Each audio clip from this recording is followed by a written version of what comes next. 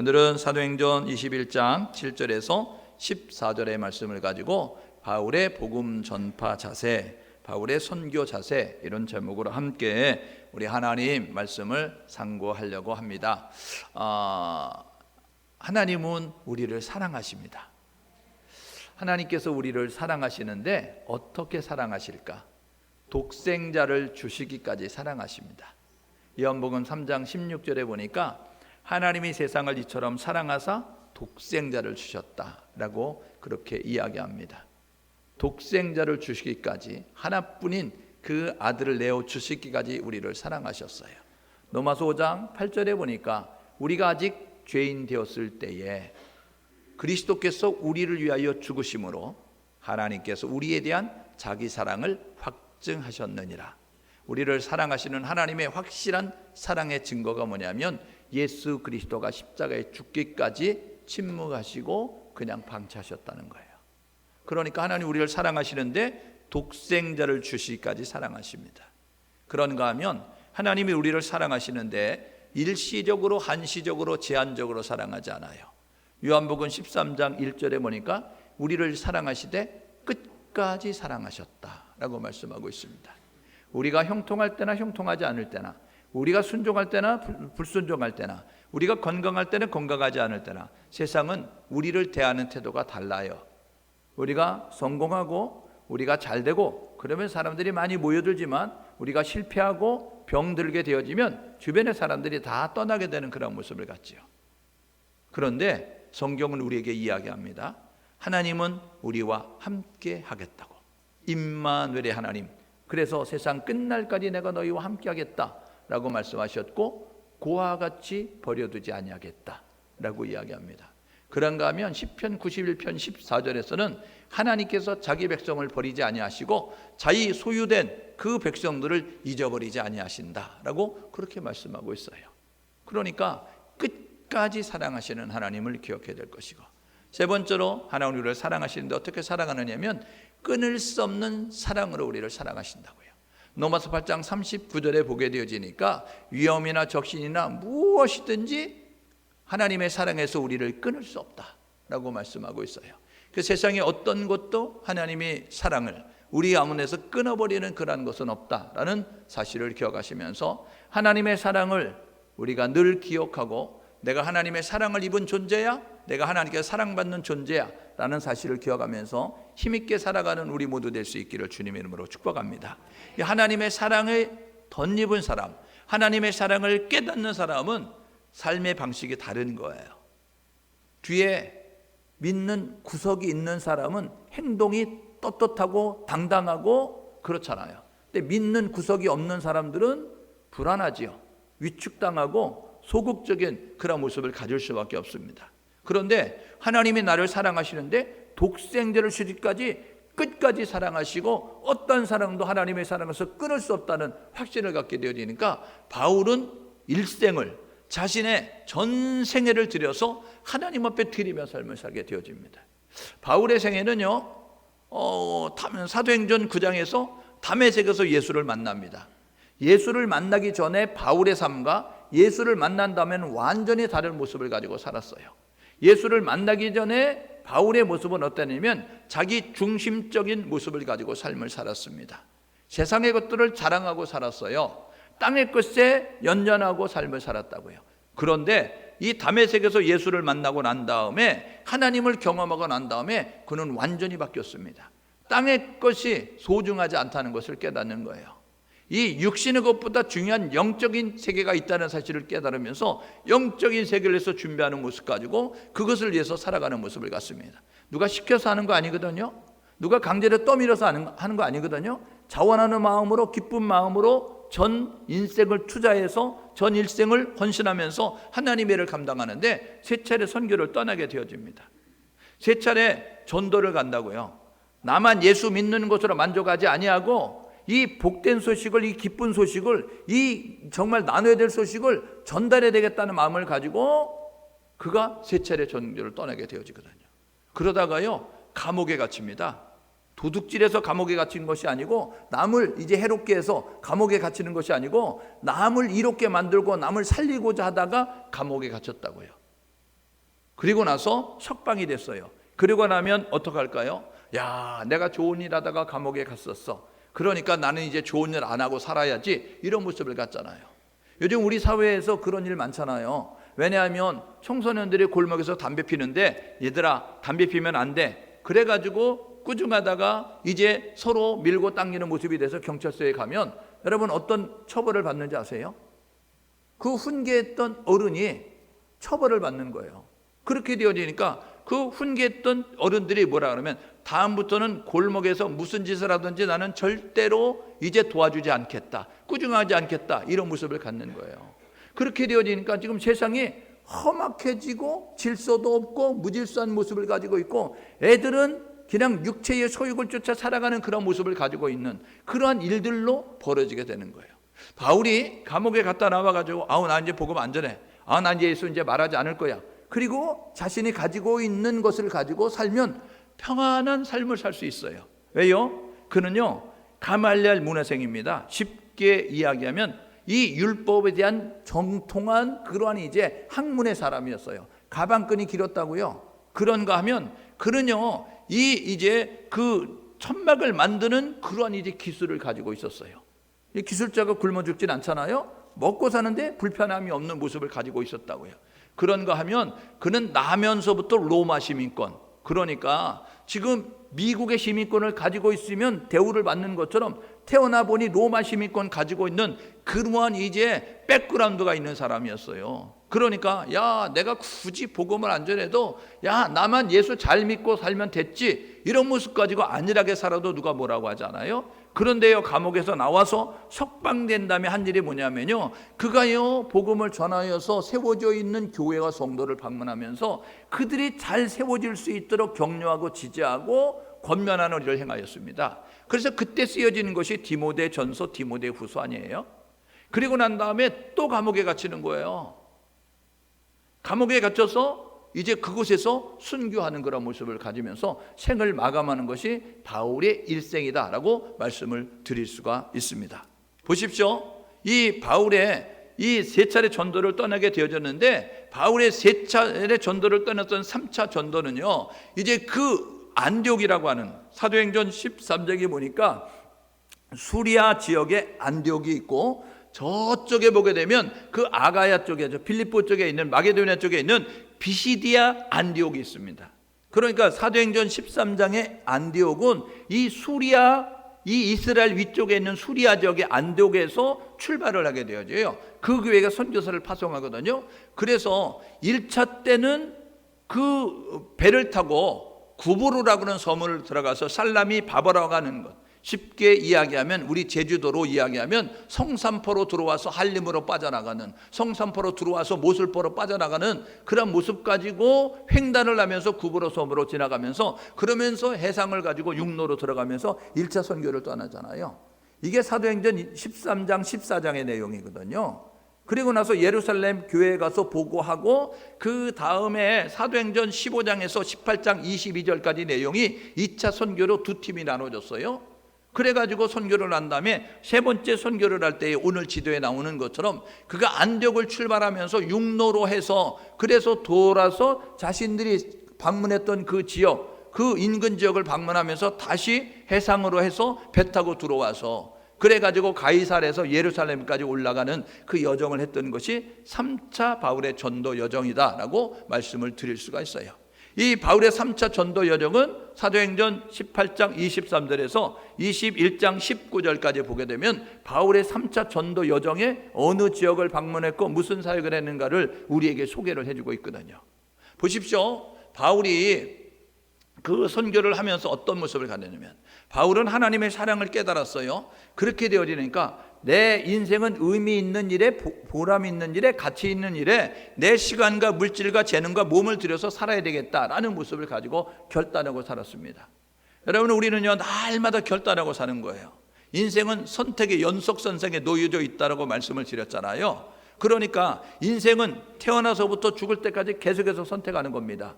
먹을 건지 안 먹을 건지, 할 건지 안 할 건지, 갈 건지 안 갈 건지 여러분들이 판단하고 선택하고 결정하는 모습을 갖는 거예요.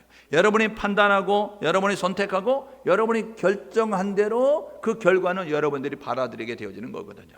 바울이 하나님의 사랑을 깨달았어요. 야, 나 같은 죄인을 구원해 주다니. 그래서 바울이 고백을 하죠.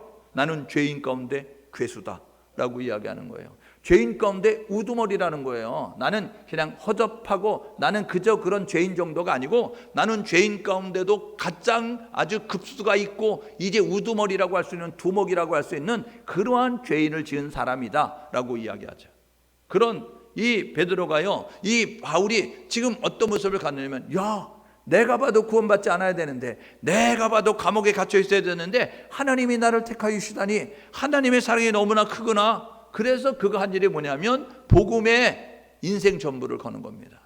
여러분, 복음이 뭔지 아시죠? 복음은 예수에 관한 소식이 복음입니다. 여러분, 이 세상의 모든 사람은 예수에 관한 소식을 들어야 되는 줄 믿습니다.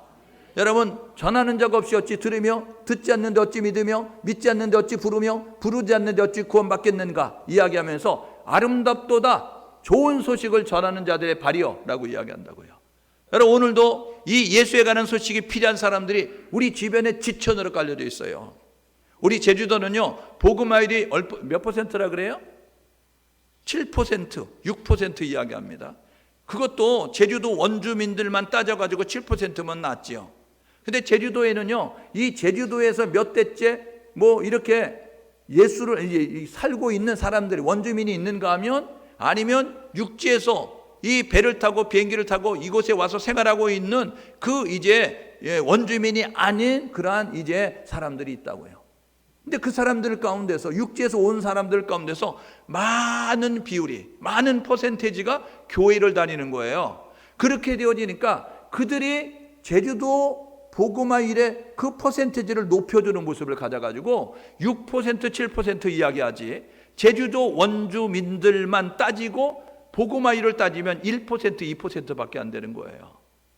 그러니까요, 제주도에서 태어나서 100년 살았네, 200년 살았네, 이런 사람들의 후손들만 따지고 보게 되면요, 100명 모이면 1명이 예수 믿고 2명 모이면 1명이 예수 믿는 거예요. 우리가 그 문화를 이해해야 되는데, 제주도에는 괜당 문화가 있잖아요. 제주도에는요, 그래서 유산을 떼어줄 때에 재산을 모시는 조건으로 재산을 떼어주기 때문에 예수를 믿으세요? 그러면 우리는 예수를 믿으라고 예수를 소개하는데, 예수 믿지 않고 제주도 사람들이 들을 때는 너 재산 내놔 라고 이야기하는 것과 마찬가지예요. 너 재산 포기해 라고 이야기하는 것과 마찬가지예요. 그러니까요, 예수를 믿는다는 것은 제사를 안 드리는 것이고, 제사를 안 드리는 것은 이제 조상들을 섬기지 않겠다는 것인데, 그렇게 되어지면 너 땅 못 받아 이렇게 들려지는 거예요. 너 재산 물려받을 수 없어 라고 이야기가 들려지는 거예요. 그러니까 예수를 믿겠어요? 교회 다니는 사람들도 돈 앞에서 벌벌벌 떨고 그리 신앙도 버릴 수 있는데, 신앙이 없는 사람들이 그 소리를 들으면서 여러분 교회를 잘 나온다? 이거는요, 정신이 제대로 바뀐 사람은 할 수 없는 그런 모습을 갖는 거죠. 그래서 제주도 원주민들이 예수를 믿는다? 여러분, 그분들은 대단히 봐야 되는 거예요. 그들은 우리와 격이 다르다, 그들은 우리와 급이 다르다. 그래서 그분들을 바라볼 때마다 정말 순교자적인 자세를 가지고 신앙생활하구나, 이런 모습 가지고 그분들을 좀 잘 바라보고 여러분들이 그분에 대해서 존경의 마음을 가질 수 있기를 주님으로 축복합니다. 우리 교회는요, 이제 제주도에서 생활하셨던 우리 장로님들이 계신데, 이분들이요, 그냥 그 많은 어려움들이 있지만 지금도 많은 그러한 이제 주변에 그런 곱지 않은 시선들을 바라보면서 있어요.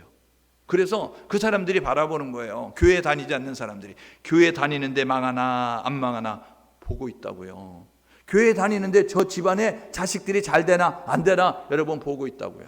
그러니까 저와 여러분 모두가 이런 힘들고 어려운 것을 예수를 믿는 그런 모습을 가지고 있었던 이 예수가 필요한 모든 사람들의 복음을 전하기 위해서 바울이 결단하고 인생의 전부를 걸고 생활을 하게 되어집니다.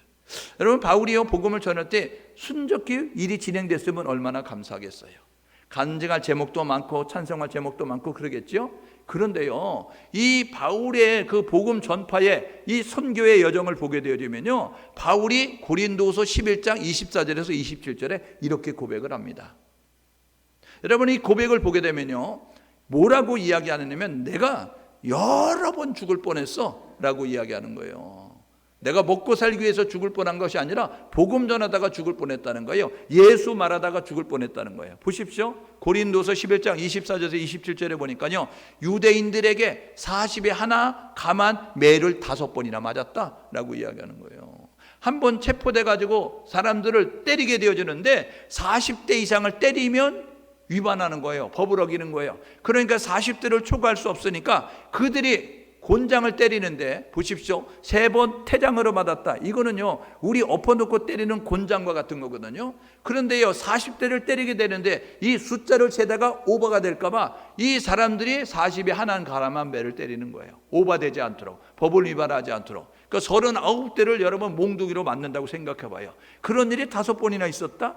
곤장 맞는 일이 3번이나 있었다라고 이야기하는 거예요. 한 번은 복음 전하다가 돌에 맞아가지고 죽을 뻔했다라고 이야기하는 거예요.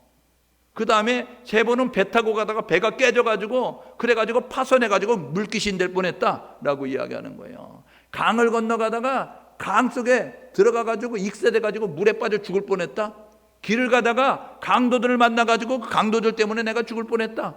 그 다음에 동족의 위험, 유대인이라고 하는데 내가 유대인인데, 그런데 이 유대인인 나를 유대인들이 핍박해서 동족의 위험이 있었고, 그 다음에 하나님을 알지 못하는 이방 사람들의 위험이 있었고, 시내의 위험도 있었고, 광야의 위험도 있었고, 바다의 위험도 있었고, 그 다음에 거짓 교리에 매여져 있는 거짓 성제들의 그러한 이제 위협도 여러 번 겪게 되어졌다라고 이야기해요. 그런가 한번 보십시오. 여러 번 자지 못하고, 자고 싶은데 자지 못하는 상황이 있는 거예요. 여러분, 갈증이 났는데 마실 수 없는 상황 가운데 있는 거예요. 그러니까 여러 번 자지 못하고 배고파하고 목마르고 여러 번 굶고 여러 번 추웠고 그리고 여러 번 헐벗었노라라고 이야기하는 거예요. 보십시오. 바울의 고린도서 11장 24절 27절에 복음 때문에 이런 어려움을 겪었다, 이런 고난이 있었다, 이런 위험이 있었다, 이런 이제 일들을 겪었다라고 이야기하고 있는 거예요. 여러분, 갈라디아서 1장 17절에 보게 되어지면 6장 17절에 갈라디아서 6장 17절에 내 몸에 예수의 흔적을 가졌다라고 이야기합니다. 예수 믿으면서 여러분들은 어떤 흔적을 가지고 계십니까? 바울은 저렇게 이야기하잖아요. 복음 때문에 내가 5번 그렇게 매를 맞았어? 복음 때문에 내가 3번이나 곤장을 맞았어? 복음 때문에 내가 물에 빠져 죽을 뻔했어? 강도를 만나 죽을 뻔했어? 이런 모습 가지고 복음 때문에, 예수 때문에 어려움을 겪었다고 말합니다. 오늘 예배한 우리 모두가 여러분들에게도 저렇게 말할 수 있는 거리가 있기를 주님의 이름으로 축복합니다. 그래야 제대로 믿는 거예요. 그래야 잘 믿는 거라고요. 그런데 많은 사람들이요, 아주 고상하게 예수를 믿는 거예요. 멸시천대 십자가는 주님이, 그리고 영광의 자리는 내가, 대접의 자리는 내가, 이런 모습 가지고 삶을 살 때가 너무나 많다는 것이죠. 바울은 그렇게 사지 않았어요. 이 복음을 위하여, 예수를 위하여서 예수가 구원자라고, 예수 이외에 구원이 없습니다. 이 세상에는요, 예수만이 오직 우리의 유일한 구원자라는 사실을 기억하셔서 누구든지 주 예수를 부르면 구원받는다고 했습니다. 누구든지 주 예수를 믿으면 구원받는다고 했어요. 예수가 구원자라고 믿고 부르심으로 말미암아 구원받을 수 있도록 예수를 알지 못하는 사람들에게 여러분들이 간절하게, 여러분들이 지속적으로, 여러분들이 끊임없이 예수를 전할 수 있는 우리 모두가 될 수 있기를 주님의 이름으로 축복합니다. 그래서 보십시오. 바울이 이런 모습 가지고 복음을 전하는데 바울의 선교 자세, 복음 전파의 자세는 어떤 모습을 가졌을까?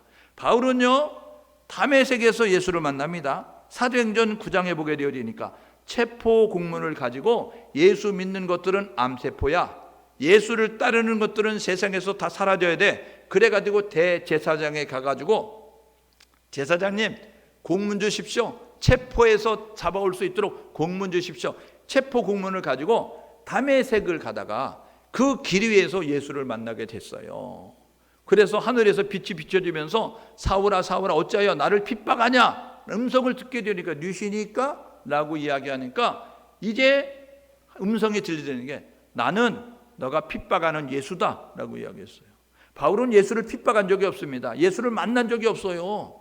예수님이 사역할 때 예수를 보지 않았어요. 따르지 않았어요.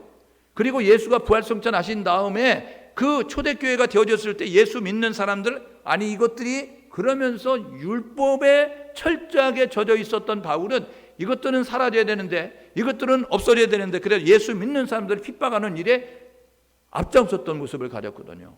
그래서 교회 다니는 사람들을 핍박하고 있는데, 예수를 따르는 사람들을 핍박하고 있는데 하늘에서 음성이 들리는 거예요. 사울아 사울아 어찌하여 나를 핍박하냐. 그러니까 정확히 음성이 들려줘야 될 거 아닙니까? 왜 교회 다니는 사람들 핍박하냐, 이렇게 음성이 들려지든지, 너 왜 교회를 핍박하냐, 이렇게 음성이 들려줘야 되는데, 음성이 어떻게 들려지면 왜 나를 핍박하느냐. 여러분, 하나님은 하나님의 몸된 교회를 동일시하고, 하나님은 하나님을 섬기는 믿음의 사람들을 동일시한다는 사실이에요. 그러므로 저와 여러분 모두가 이 바울이 다메섹에서 예수를 만나고 난 다음에 그가 바로 복음을 전한 것처럼 생각되어집니다. 사도행전만 읽으면 여러분들이 그렇게 이해가 되는 거예요. 그래가지고 다메섹에서 예수를 만난 다음에 그가 완전히 바뀌어져 가지고 복음을 전하는 증인의 삶을 살았구나, 여러분들이 그렇게 생각할 수 있습니다. 이거를 여러분들이 성경이 모르니까 그러는 거예요. 성경을 알게 되면 이 다메섹에서 예수를 만나고 난 다음에 다메섹에 있는 예수 믿는 사람들을 만나가지고 예수가 그리스도야 라고 이야기하니까 그 사람들이, 아니 저게 왜 저래, 무슨 잘못 먹었나, 쟤 뭐 잘못된 거야, 저거 위장이야, 저거 가장이야, 저거 속이는 거야, 저거 속임수야 라고 수근수근대고 그랬어요. 왜냐하면 어제까지만 해도 예수 믿는 사람들 잡아서 옥에 가두고 죽이는 일에 앞장섰는데, 하룻밤 자고 나더니 나 예수 믿는 사람 됐어, 나 교회 다닐 거야, 이렇게 이야기하니까 믿어주지 않는 거예요. 그래서 그가요, 사도행전 9장 25절에 보게 되어지니까 그가 어디로 가느냐면요, 다메섹에서 예수 믿는 사람들이 배쳐가게 되어지니까 아라비아 광야로 갔어요. 이게 갈라디아서 1장 17절 18절에 보게 되어지니까 아라비아로 광야로 가서 3년여 동안 묵상하고, 그리고 광야에 그런 훈련의 시간을 거치게 되어지는 겁니다. 하나님은요, 하나님의 사람을 쓰실 때 그냥 쓰시는 법이 없습니다. 교회 다닌다고, 교회 나왔다고 하나님을 쓰시지 아니하고요, 하나님은요 반드시 광야학교에 사람을 입문시키시고, 광야학교에서 훈련하셔서 훈련에 합격된 사람을 하나님은 쓰시는 거예요. 그러니까요, 이 이삭이라고 하는 사람은 광야학교가 여러분 한순간에 끝났습니다. 무슨 소리냐면요, 이삭은요 아브라함의 자식이잖아요. 그런데요, 이삭은요 모리아산에서 번제단에 올라갔다 내려오면서 광야가 끝났습니다. 야곱은요 광야학교가 20년이었습니다. 아버지 속이고 형 속여가지고 외삼촌 라반의 집으로 도망가서 그곳에서 생활하면서 10번씩이나 외삼촌에게 속임을 당하면서, 아하, 인생 그렇게 사는 거 아니구나 깨달아지면서 좌충우돌하면서 깨달아지는 모습을 가렸다고요. 이스라엘 백성들은요 광야 훈련의 기간이 몇 년이면 40년이었습니다. 그런데요 광야 학교 40년 입학했는데 졸업한 사람은 2사람밖에 없는 거예요. 나머지는요 광야 학교에서 하나님만 믿는 믿음의 훈련 불합격, 하나님 말씀에 순종하는 순종훈련 불합격. 그래서 출애굽에 있었던 애굽에서 나왔던 모든 사람들 가운데 여호수아 갈렙 2사람 빼놓고 다 죽었습니다. 여러분, 이 광야 학교는요, 이 요나는 광야 훈련의 기간이 3일이었어요. 그래서 니느웨로 가라 이야기하는 음성 듣고요, 그가 다시생 배로 가잖아요. 동북쪽으로 가라고 이야기하는데 서쪽으로 배 타고 도망갔습니다. 그래서 배를 만나고, 그리고 배가 이제 출항을 하게 되어지니까 득이한 줄 알았어요. 야, 내가 올바른 선택을 했어. 그러면 그렇지, 나는 정말 머리가 똑똑해 생각하고 있었는데 웬걸요, 그 배 타고 있음으로 말미암아 그래가지고요 그 배 타고 있는 모든 사람들이 고통을 겪었습니다. 누구 때문에? 요나 때문에. 불순종한 요나 때문에 경제적인 손실, 배, 짐 다 버렸어요. 그 다음에 이리 굴르고 저리 굴르고, 배가 이 물결 때문에 춤을 춤으로 말미암아 배 안에서 이리 굴르고 저리 굴르면서 육체적인 고통, 구토가 나고, 그러면 토할 수밖에 없는 모습을 가지고 있었어요. 그래서 육체적인 고통, 그 다음에 경제적인 고통, 그리고 여러 가지 정신적인 고통으로 죽을 뻔한 그러한 일들을 겪게 되었다고요. 광야학교는 저마다 기간이 달라요. 하나님이 그 훈련소에 우리를 집어넣고 훈련하시는데, 그 훈련소를 졸업하는 시간은 우리의 자세에 달려져 있어요. 바울이요 아라비아로 가가지고요 그곳에서 묵상하면서 훈련하면서 그동안에 이제 자신의 그것들을 내려놓고 하나님의 것을 채우는 모습을 갖고, 그리고 예루살렘에 올라와서 교인이 되어지고, 그 다음에 이제 그 안디옥에서 선교사로 파송돼서 예수의 증인으로 살아가는 모습을 갖게 됩니다. 바울은 선교할 때 이 3가지 자세를 가지고 살았어요. 첫 번째는 뭐냐면요, 우선순위를 바로 해서 살아가는 삶을 살았습니다. 두 번째는요, 주어진 사명을 감당하는 모습 가지고 살았어요. 세 번째는요, 자신을 온전히 하나님 앞에 드리는 삶을 살았습니다. 하나씩 하나씩 살펴보게 해요. 우선순위 바로 하는 삶이 어떤 것인가? 순서를 바로 하는 거예요. 우리가 믿는 하나님은 질서의 하나님입니다. 사단은 질서를 깨는 거예요. 왜요? 사단이란 존재가 질서를 파괴하면서 생겨졌기 때문에 그렇습니다. 이사야서 14장 12절에서 14절에 보니까요, 하늘에 하나님께서 천사의 세계를 만드셔서 그 천사들 가운데 세 그룹을 만들었습니다. 소식을 전하는 천사들의 그룹. 두 번째로는 군대를 만들어서 군대로 활동하는 천사의 그룹.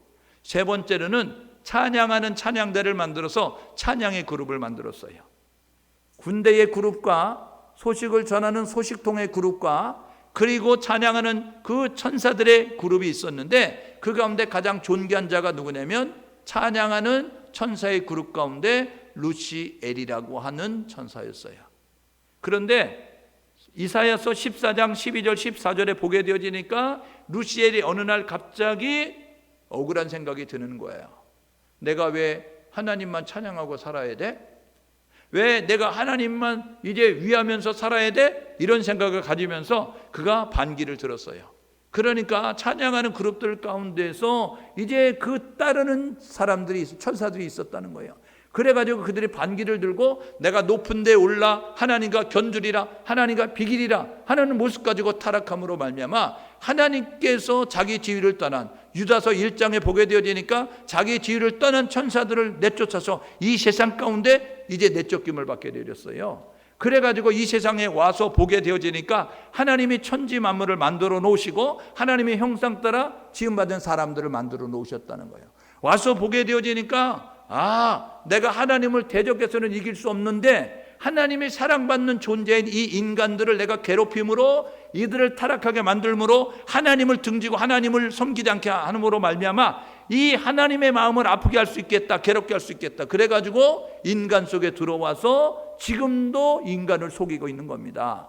그래서 요한복음 10장 10절에 보니까 도적이 오는 것은 도적질하고 죽이고 멸망시키기 위해서 오는 거예요. 지금도 우리 가운데 찾아와서 하나님의 형상 따라 지음받은 하나님은 우리가 행복하길 원하고 우리가 건강하길 원하고 우리가 영원한 생명을 누리길 원하고 천국 가길 원하는데, 그런데 이 사람들이 왜 천국을 못 가냐, 왜 행복하지 않느냐, 왜 건강하지 못하냐, 왜 하나님의 자녀가 되지 못하는 것은요, 우리 가운데 찾아와서 미혹의 영으로, 그래서 강명한 천사의 모습으로 가장해서 이제 속이는 그 세력에 속아 넘어가기 때문에 그러는 거예요. 야, 육체가 전부야, 육체를 위해서 살아, 그렇게 이야기하고요. 야, 영은 선한 것이지만 육은 악한 것이야. 영은 하나님은 선한 존재지만 우리 인간들은 연약해. 그러니까 구원받은 성도는 아무렇게나 살아도 돼 라고 이야기한다고요. 그래서요, 많은 사람들이요, 그 소리에 듣고 구원받은 자는 아무렇게나 살아도 구원에는 문제가 없다 라는 그것에 걸려 넘어지는 거예요. 여러분, 이 땅에 들어온 어느 종교가 그렇게 이야기하죠. 우리는요, 나와도 교회를 다녀도 술 먹어도 됩니다. 우리 담배를 피워도 됩니다. 우리는요, 제사를 드려도 됩니다 라고 이야기하는 거예요. 그런데 우리 기독교는 어떻게 이야기합니까?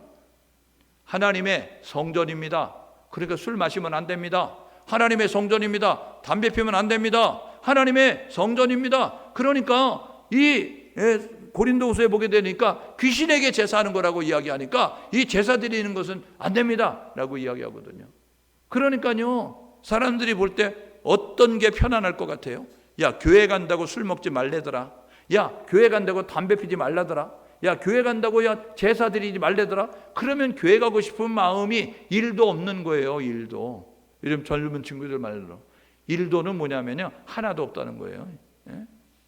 그러니까요, 그런 모습을 가지고 있는데 어느 종교는 괜찮아, 담배 펴도 와, 술 먹어도 와, 그리고 제사 드려도 돼 라고 이야기하는 모습을 가져요.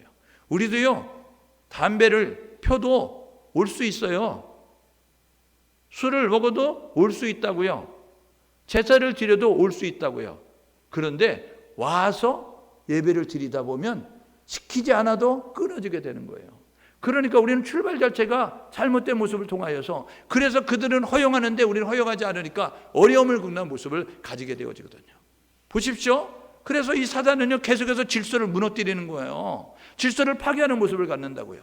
하나님께서는 질서의 하나님이기 때문에 이 질서로움을 갖기를 원하는 거예요. 근데 삶을 뒤죽박죽하게 만드는 거죠. 근데 우선순위를 바로 하는 삶을 살아가요. 어떻게 사느냐면 나의 뜻보다는 하나님의 뜻을 앞세우는 거예요. 나의 계획보다는 하나님의 계획을 앞세우는 모습 가지고 살아갑니다. 여러분, 사도행전 21장 3절 4절에 보니까 3차 선교를 떠났다가 지금 예루살렘을 향해서 가이사라로, 이제 항구 도시로 해서 예루살렘을 가야 되니까 가이사라로 오는 길에 어디를 들르냐면 두로를 들릅니다. 두로라고 하는 지역을 둘렀어요. 그래서 보십시오. 21장 3절에 보니까 구브로를 바라보고 왼편에 두고 수리아를 항해서 두로에 상륙해서 거기서 이제 머무르게 됐다. 이유는 배에 쌓였던 짐, 배에 싣고 왔던 짐들을 부리려고 그렇게 있게 되어졌다. 4절에 보십시오. 제자들 찾아 거기서 일주일 동안 1회를 머물게 되어졌는데 그 제자들이 성령의 감동하심을 바라하면서, 성령의 감동하심으로 바울에게 이야기하는 거예요. 예루살렘으로 들어가지 말라 이야기하는 거예요. 기도하는 제자들에게, 두로에 있는 믿음의 사람들에게 하나님께서 말씀하시는 거예요. 야, 바울에게 이렇게 전해줘. 예루살렘 가지 말라고 이야기해 라고 이야기했어요. 그래서 이 사도행전 21장 4절에 보니까 두로에서 제자들이 예루살렘 가지 마요, 바울 선생님, 그렇게 이야기를 하게 되어졌다는 것이죠.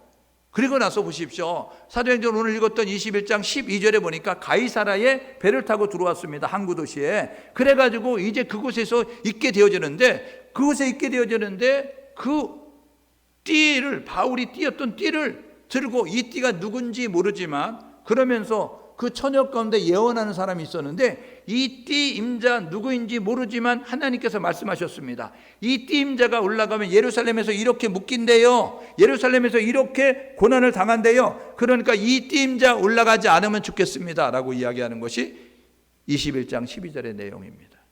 그래서 그 바울과 함께 했었던 사람들은 아는 거예요. 바울의 띠라는 걸. 그래서 바울을 바라보면서 올라가지 않아야 될 것 같은데요, 올라가면 안 될 것 같은데요 라고 이야기했어요. 바울이 뭐라 그래요? 바울이요, 자신보다 하나님의 일을 생각하는 거예요. 바울은요, 자신의 건강과 자신의 안일과 자신의 유익을 생각하기 전에 먼저 하나님의 일을 생각했다고요. 여러분, 예수님께서 말씀하시죠. 마태복음 5장에서 7장까지가 예수님의 산상수훈인데, 예수님의 산상수훈은 십계명의 압축이고 신약 성경에 살고 있는, 신약시대에 살고 있는 믿음의 성도들이 주신 삶의 그런 윤리예요. 그런데 거기에 보게 되면 먼저 행하라 라고 이야기하는데, 마태복음 6장 33절에 너희는 먼저 그의 나라와 그의 의를 구하라. 이방 사람들이 구하는 무엇을 먹을까, 무엇을 마실까, 무엇을 입을까, 이것보다 먼저 해야 되는데 먼저 하나님의 나라와 하나님의 의를 구하라 라고 이야기하고 있어요. 여러분, 믿음의 사람들이 어떻게 살아야 됩니까? 먼저 나의 생활을 돌아보는 것이 아니고, 나의 삶을 위하는 것이 아니고 하나님의 삶을 위해서 살아가는 우리 모두가 될 수 있기를 주님의 이름으로 축복합니다. 그래서요, 누가복음 1장 38절에 그 정원했던 마리아에게, 여러분, 아기가 생겼다라고 소식을 전하는 가브리엘 천사가 오잖아요. 가브리엘 천사가 와가지고 하나님의 보내심을 받아서 이 마리아에게 와서 너가 아기를 가졌어 라고 이야기했어요. 마리아가요, 깜짝 놀란 거예요. 나는 남자와 잠을 잔 일도 없고, 나는 아직 결혼도 안 했는데, 나는 아직 처녀인데 어떻게 아기를 갖는다는 거예요? 그런데요, 하나님께서 이야기하는 거죠. 천사를 통해서 성령으로 잉태된 거야 라고 이야기하니까 누가복음 1장 38절에 받아들일 수 없고 수용할 수 없는 그 일이었지만, 그 마리아가 뭐라고 하면 주의 계집종이오니, 주님의 종이오니 주의 뜻대로 이루어지기를 원합니다 하는 모습 가지고 받아들였어요. 여러분, 마태복음 26장에 예수님께서 겟세마네 동산에서 십자가를 지시기 전에 그 고난이 어떻고 그 과정이 얼마나 힘들다는 걸 알기 때문에 땀방울이 핏방울이 되도록 하나님 앞에 기도합니다. 하나님, 할 수만 있으면 넘어가게 하십시오. 하나님, 할 수만 있으면 다른 걸로 하면 좋겠습니다. 그런데 하나님이 침묵하시잖아요. 3번 기도하고 난 다음에 결론을 이렇게 맺습니다. 아버지, 나의 소원대로 되지 말고, 아버지, 나의 요청대로 되지 말고 아버지의 뜻대로 되기를 원합니다. 여러분, 오늘 저와 여러분 모두가 해야 될 뭐냐면 우선순위를 바로 해서 나보다 먼저 하나님의 일을 생각할 수 있는 우리 모두가 될 수 있기를 주님의 이름으로 축복합니다. 바울은 그런 삶을 사는 거예요. 두 번째로요, 바울이 어떻게 사십니까? 바울은요, 주 예수를 위한 삶을 사는 거예요. 오늘 13절에 보십시오. 뭐라고 이야기하냐면 바울이 대답하되 라고 이야기하면서 올라가지 마세요.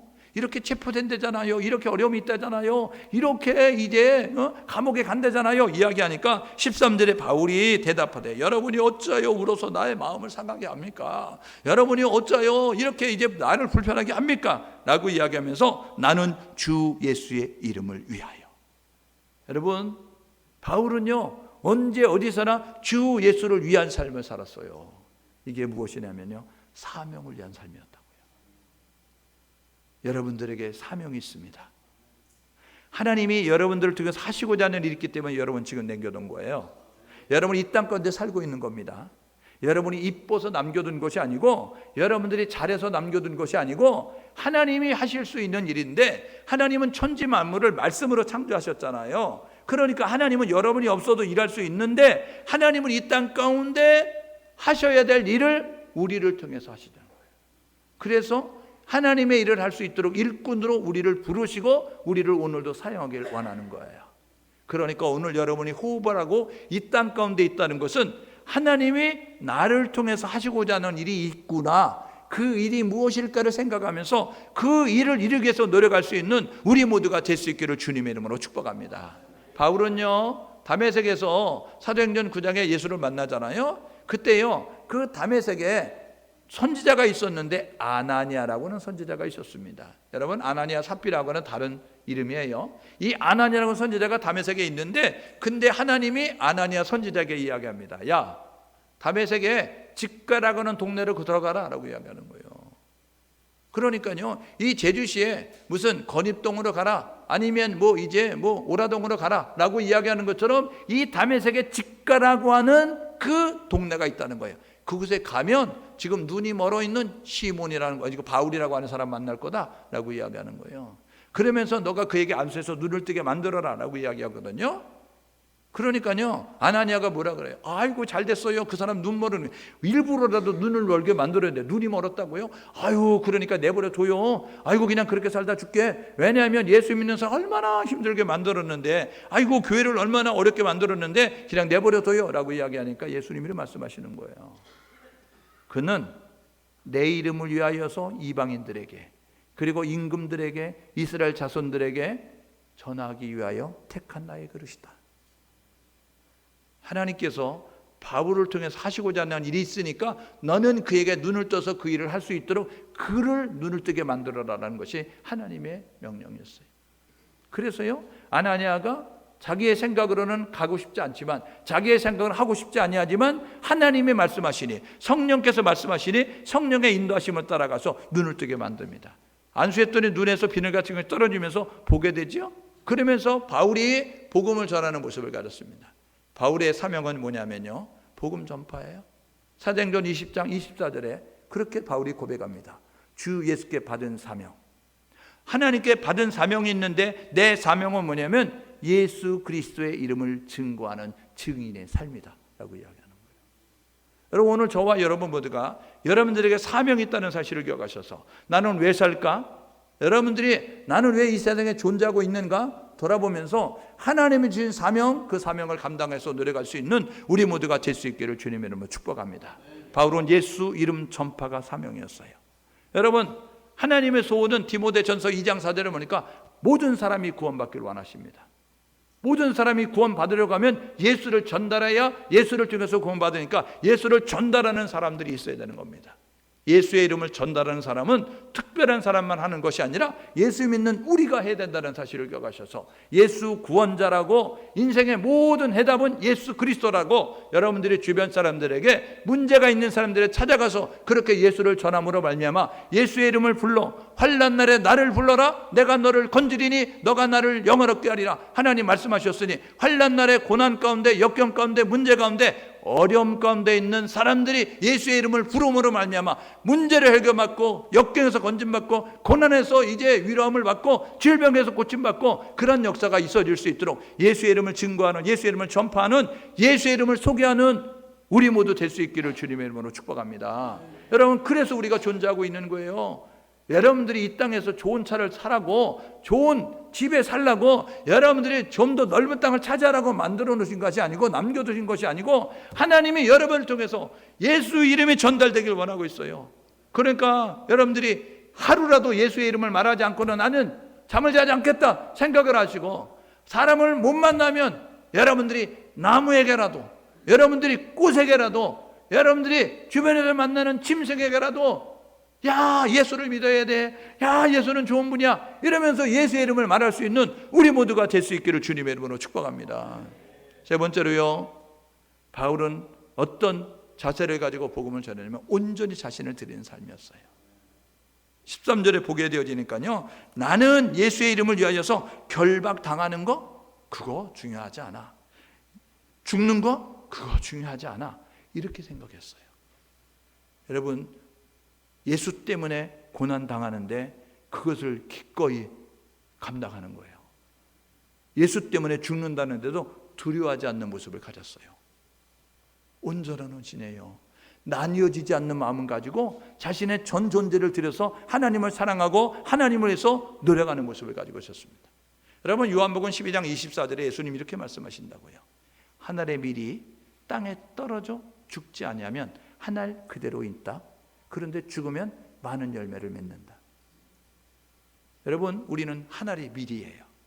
하늘의 밀알인데 우리가 땅에 떨어져 세상 가운데 들어가서 녹아지지 아니하면, 깨어지지 않으면, 부서지지 않으면, 심겨지지 않으면, 죽지 않으면 열매를 맺을 수가 없어요.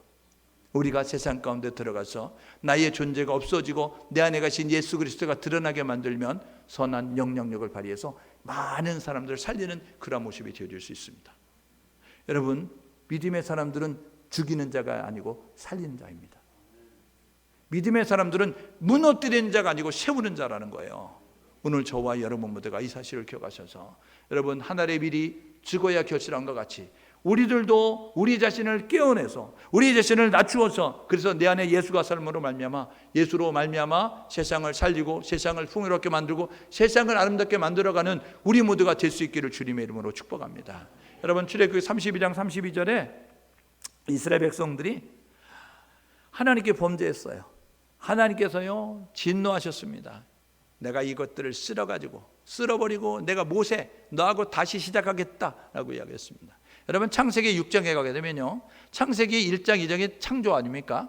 근데 3장에서 아담과 하와가 타락을 하잖아요. 그리고 난 다음에요, 이 아담의 후손들 가운데서 이 번성이 되어지면서 이제 사람들이 충만하게 되어졌어요. 그랬더니 창세기 6장에서 인간들이 처음부터 마음에 악한 것을 보시면서 하나님께서 후회하셨다고요. 왜요? 아담과 하와가 불순종한 다음에 태어나는 그 후손들에게는 나쁜 DNA가 있는데, 틈만 나면 거짓말하고, 틈만 나면 도둑질하고, 틈만 나면 싸우는 그런 이제 DNA가 핏줄을 타고 흐르는 거예요. 그렇게 되어지니까 하나님이 보시면서 사람들의 마음이 항상 악한 것을 보시면서 후회하셔요. 참다가 안 되겠다 생각되어지고, 노아야 방주 지어라 라고 이야기한 다음에 의로운 사람들 심판 가운데 건지는 그런 모습 가지고 방주를 마련하게 만들고 나머지는 물로 심판하시게 되거든요. 그래서 다시 이제 물로 심판한 다음에 다시 이제 하나님이 시작하시게 되었어요. 이스라엘 백성들을 애굽에서 이끌어내셨습니다.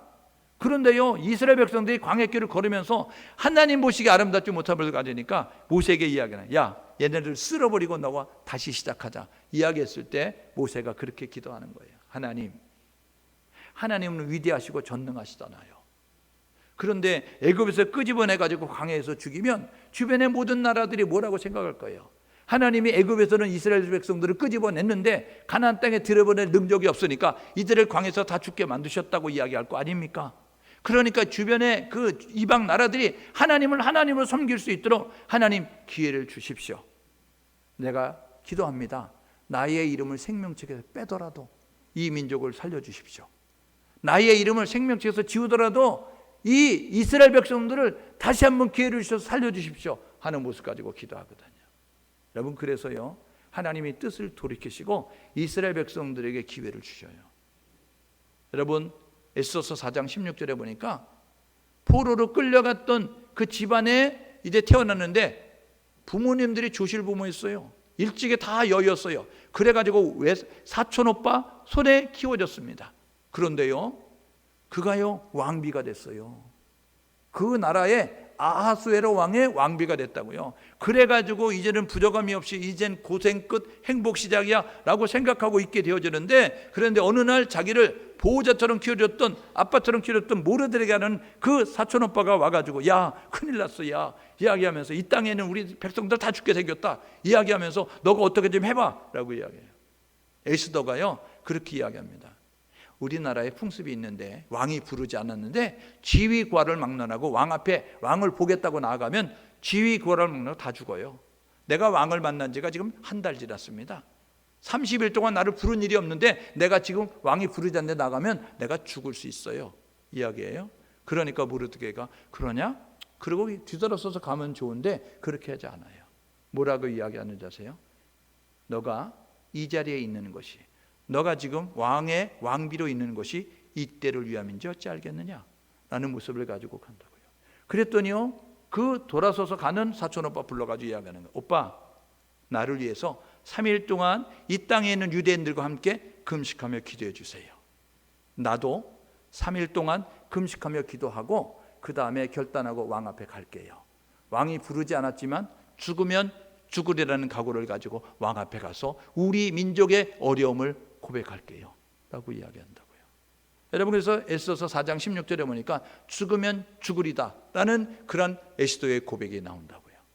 오늘 우리에게 필요한 것은 뭐냐면요, 바로 내가 죽어 예수가 살고, 내가 죽어 우리나라가 살고, 내가 죽어 우리 민족이 산다고 한다면, 내가 죽어 열방이 산다고 한다면 우리의 목숨을 드릴 수 있는 순교적인 신앙을 가지고 살아가는 우리 모두가 될 수 있기를 주님의 이름으로 축복합니다. 갈라디아서 2장 20절에 보니까 내가 그리스도와 함께 십자가에 못 박혔나니, 우리가 십자가 함께 그리스도와 함께 십자가에 못 박혔잖아요. 그렇다고 한다면 이제는 내가 산 것이 아니고 내 안에 그리스도가 사는 거예요. 그렇다고 한다면 내가 죽고 예수로 사는 삶을 통하여서 하나님이 기뻐하는 나라가 이 땅 가운데 이루어지는 아름다운 역사를 이룰 수 있는 우리 모두 될 수 있기를 주님의 이름으로 축복합니다. 그래서 보십시오, 우리가 이렇게 결단해야 되는 거예요.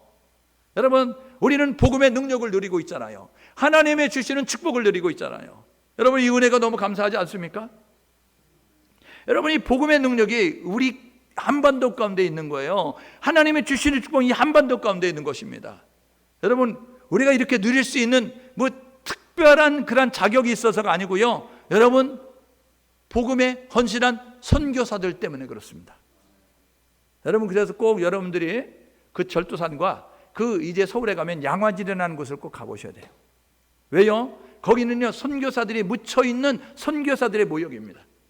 묘지가 있는데요, 거기 가게 되면요, 내게 1000개의 목숨이 있다고 하면 나는 1000개를 조선 땅을 위하여 드리겠다라고 이야기하는 그런 선교사가 있고요. 여러분, 그 아버지로부터 할아버지로부터 아버지로부터 자식으로부터 4대까지 조선 땅을 위해서 헌신했던 선교사들이 있었어요. 지금은 그렇게 잘 사는 나라가 되어졌지만 100여 년 전만 하더라도, 130년 전만 하더라도 이 땅은요, 여러분, 오둠이 꽉 차서 전염병이 많고 부정부패가 많고, 그리고 사람이 도저히 살 수 없는 그러한 일의 도시처럼, 그러한 나라처럼 보여졌던 것이에요. 그곳에 가면 목을 잘려서 죽는 시대였습니다. 그래서 토마스 목사님은요, 그 샤머누라고 하는 상선을 타고 대동강면에 올랐다가 이 첫 발을 디디고 나서 성경책 가지고 왔는데 예수 전하지 못하고 야소 믿어서 그거하고 성경책 전달하고 목 잘려서 죽였어요. IS가 목을 잘라서 지금 사람 죽이죠. 우리 민족은요 앞서가는 민족입니다. 우리는 이미 130년 전에 예수 믿는 사람들 목을 잘라서 죽이는 그런 모습을 가지고 있었거든요.